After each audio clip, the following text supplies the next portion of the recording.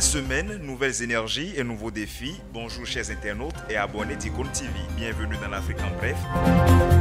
À Madagascar, le président sortant Andry Rajoelina est provisoirement déclaré vainqueur pour la présidentielle de jeudi dernier par la Commission électorale nationale indépendante. Avec 62,39% des suffrages exprimés, il inflige pour l'instant une défaite cuisante à ses deux principaux challengers, Siteni Radriana Solianiaiko et l'ancien président Marc Ravalomanana, qui s'en tirent respectivement avec 12,21% et 11,22%. La commission n'a cependant traité que les résultats qui ont pu être envoyés par moins de la moitié des bureaux de vote recensés sur tout le territoire. Malgré le faible taux de participation, estimé à 43%, la mission d'observation électorale, composée des équipes de développement de la communauté de l'Afrique australe, a constaté que le scrutin s'est déroulé de manière pacifique et exempte d'irrégularité. Les résultats officiels de la CENI sont attendus pour le 24 novembre prochain, avant le délibéré final de la Haute Cour constitutionnelle qui aura lieu le 30 du même mois. Pendant ce temps, l'Afrique du Sud prépare déjà les élections générales 2024. Les précédentes ayant connu un fort taux d'abstention pour une participation d'à peine 49%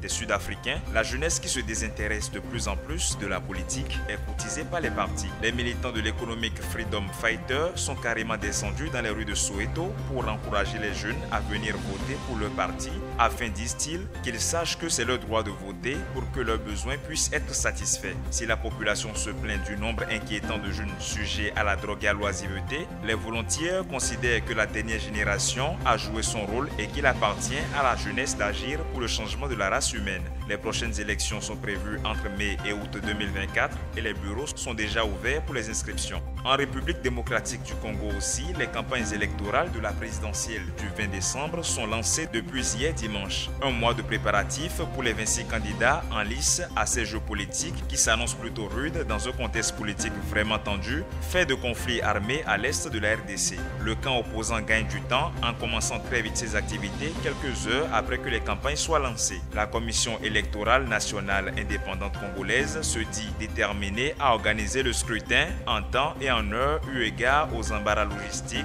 auxquels fait face le pays. La CENI est critiquée par certains citoyens de la RDC qui remettent encore en cause sa confiance. La CENI est critiquée par certains citoyens de la RDC qui remettent encore en cause sa confiance. Sur une centaine de millions d'habitants, les 44 millions d'électeurs inscrits sont conviés aux urnes le 20 décembre prochain. Les électeurs de deux territoires de la province ne seront pas en mesure d'accomplir ce devoir civique pour cause de conflits toujours persistants. Mesdames et messieurs, ce sera tout pour l'Afrique en bref de ce jour. À demain pour le prochain numéro.